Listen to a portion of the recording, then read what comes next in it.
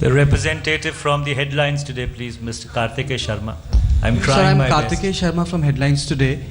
So my question to you is that why was it not possible for you in your tenure as 9.5 years as the Prime Minister to visit Pakistan? Well, I would very much like to go to Pakistan. I was born in a village which is now part of West Punjab. But as Prime Minister of a country, I should go to visit Pakistan if conditions are appropriate to achieve solid results. I have thought of it many times, but ultimately I felt that the circumstances were not appropriate for my visit. I still haven't given up hope of going to Pakistan before I complete my tenure as Prime Minister. The representative from the Tribune, please. Mr. K.V. Prasad, do I see him? Yeah. Mr. Prime Minister, I'm Prasad from the Tribune. At the end of the first year in 2005, the Prime Minister's office speech which you delivered said you rated 7 out of 10 for your government. Now that it is a decade in the office, how would it be on a scale of 10? I have not understood. KV, would you repeat your question, please? Yeah, Yeah, can you hear me, please? Yeah. Yeah, Mr. Prime Minister, at the end of 2005, the PMO speech said you rated your government 7 out of 10. Now that 10 years in office have been completed, how would you rate it on a scale of 10? Well, it is for you people to judge me. As far as I am concerned, I feel I have done reasonably well.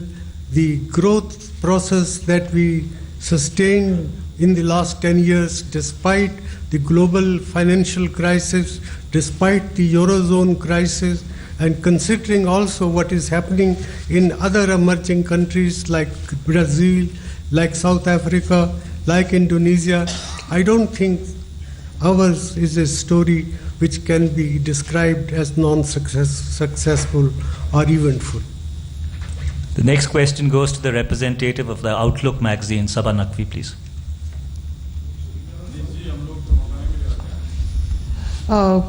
Good morning, Prime Minister. When you came in with this very clean image, and now 10 years have gone past, and we have another political phenomenon in Delhi, which is the Arvind Kejriwal Aam Aadmi Party phenomenon, which has also asked for a review of electric companies. So my question to you is twofold. One, how do you rate the phenomenon of AAP? And secondly, as someone who understands policies, economics, do you think we need a CAG audit of companies which supply power? And is it a good idea? Well, the people of India have reposed confidence in the AAP party in Delhi. I think we must respect the democratic process, and it is only time will tell whether this experience is capable of dealing with the challenges that our economy and our polity faces. It is too early, I think. They are only less than a week. They must be given time and chance to justify themselves. The gentleman right here, please, the representative from the India TV, if I identify him properly. प्रधानमंत्री जी, मैं मिथिलेश हूँ, मिथिलेश कुमार हूँ, India news से। बार बार आप कहते हैं कि राहुल गांधी हमारी कैबिनेट में आ जाएं, शामिल हो जाएं, या राहुल गांधी के लिए आप कुर्सी छोड़ने के लिए तैयार बैठते हैं, लेकिन हर बार मना कर देते हैं, आपको तकलीफ नहीं होती। और दूसरा सवाल, कांग्रेस पार्टी में किसी से बात कर लीजिए, हर कोई कहता है कि मनमोहन सिंह सरकार की नेगेटिव इमेज की वजह से कांग्रेस पार्टी की करारी हार हो रही है। Well, that certainly is not my view, and if you feel that there are people who hold that opinion, I cannot help it. It is for historians to judge what I have done, what I have not done, what were my weaknesses, what were my strengths. As far as I am concerned, I am convinced that considering the circumstances under which I had to work because of the global slowdown, we have done reasonably well. We have delivered the highest rate of growth in the first 9 years of our government, highest ever since this country got going as an independent country. और राहुल गांधी बार-बार आप कहते हैं कि शामिल हो जाए, आपको तकलीफ नहीं होती है? No, I have always felt that our government would have been strengthened if Rahul Gandhi was part of the government, but Rahul felt that he had responsibilities to the parties which did not permit him to join the government, and I respect his sentiment. The lady there in the corner, please, if I identify her correctly, Renu Mittal.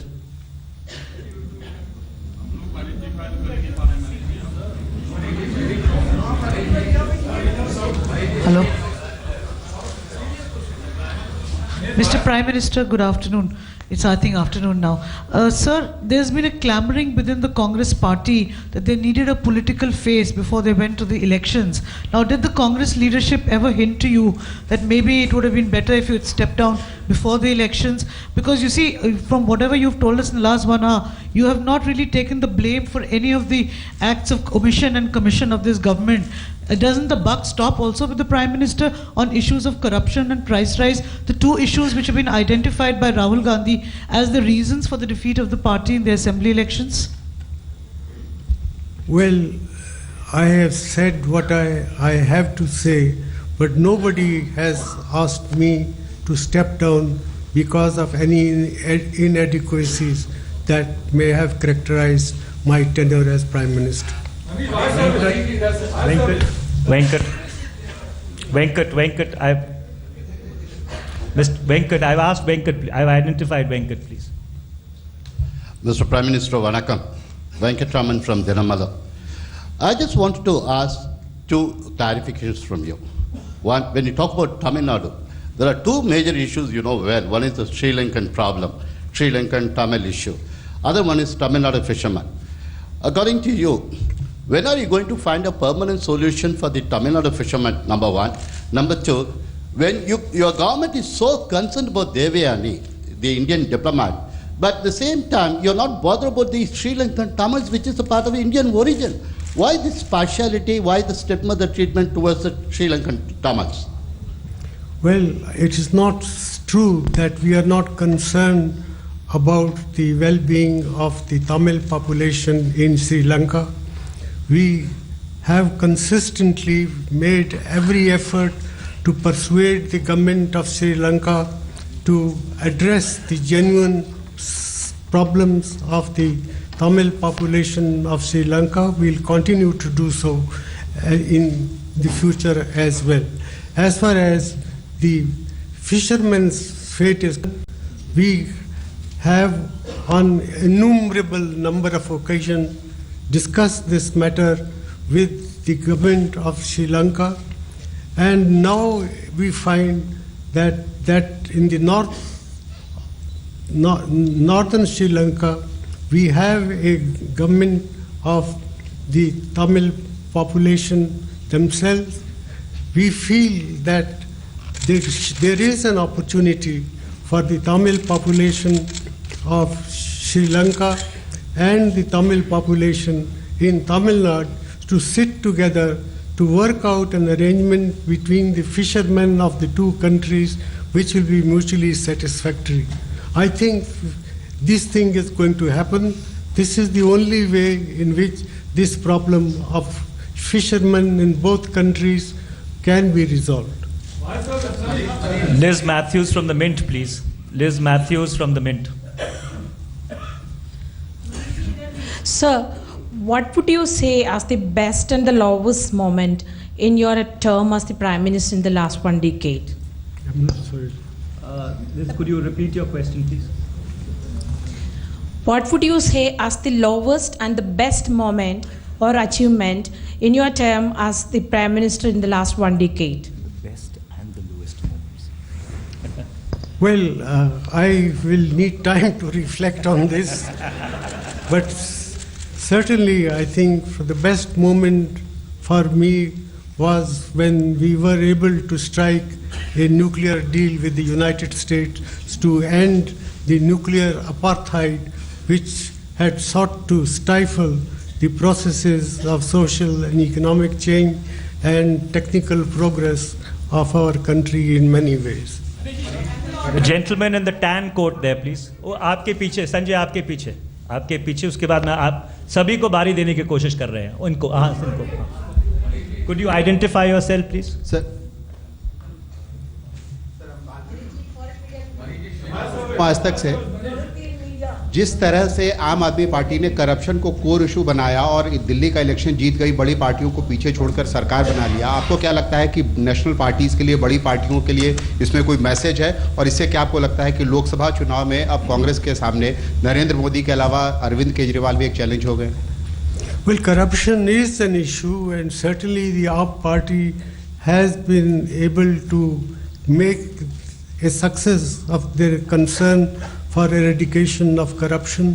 Whether they will succeed or not, I think that only time will tell. I have a feeling that dealing with corruption is not an easy process, even though there may be opportunities as well as challenges. We must collectively grapple with the task of dealing with corruption. This is not a matter which only one party can accomplish. Various political parties have to work together to deal with this monster. Mr. Harish Gupta from the Lokmat, please. Mr. Prime Minister, my name is Harish Gupta. I would like to ask you and remind you of 2010 when you addressed the press conference saying that you have an unfinished agenda and a lot of things to be done. And now you have only, I think, 3 more months before the elections are declared. Do you have anything particular in mind which you want to do and couldn't do so far? Because you have already made it clear that you are not a candidate for UPA 3. Maybe in a coalition, if something is thrown up and the party or UPA coalition partners may come back to you that you have done so wonderfully well that country cannot really survive without you as the Prime Minister for the 3rd term either. Thank you. Well, I think the 5 months that are there with us is still, I think, a long period of time for us to revive the growth impulses of our economy. If I am successful in doing that, I think I would consider a job having been well done. George Ibrahim from the Deepika, please, right there. Mr. Prime Minister, I am George Kalivairil from Deepika Malayalam Daily.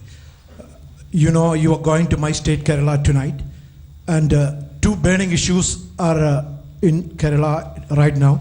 One is the Kasturi Rengan report, which is hurting the sentiments of the farmers, and the other is the LPG price rise. And will you be announcing, at least there was indications that the government will be coming out with 12 subsidized cylinders. Will you be announcing that? And will you be announcing a relook into the Kasturi Rengan report? Well, as far as the Kasturi Rangan report is concerned, this is still in the stage of being discussed with various state governments. No final decision has been taken. And as far as raising the number of cylinders that will be made available to the people, I think no decision has been taken as of now. Sanjay Mishra, please. Could you identify the publication that you represent? Sir, मैं संजय मिश्रा अमर उजाला से हूँ। मेरा सवाल sir Sikh दंगों को लेके है। जब आप प्रधानमंत्री के रूप में आए थे तो आपने अमृतसर जाके सिखों के घाव पे मरहम लगाया था और उनको न्याय दिलाने की बात कही थी। पर 10 साल बीत गए। एक तरफ आप स्नूप गेट के लिए एक स्पेशल टास्क फोर्स जुडिशियल बनाते हैं, लेकिन सिख विरोधी दंगों के जो पीड़ित हैं आज भी सड़क पे दौड़ रहे हैं न्याय के लिए। क्या एक प्रधानमंत्री के रूप में आपको इस बात का अफसोस नहीं है कि 10 साल तक आप उनको न्याय नहीं दिला पाए? Well, if you're talking about the Sikhs who suffered in 1984 riots, I think our government has done quite a lot, and I use the opportunity of a discussion in Parliament to publicly apologize to the Sikh community on behalf of the government of our country, for what had happened in 1984. It should never have happened. And as far as the compensation is concerned, I think one can never give adequate compensation to compensate for the loss of valuable lives, but wherever possible, we had provided succor to the suffering families of the Sikhs of 1984, right?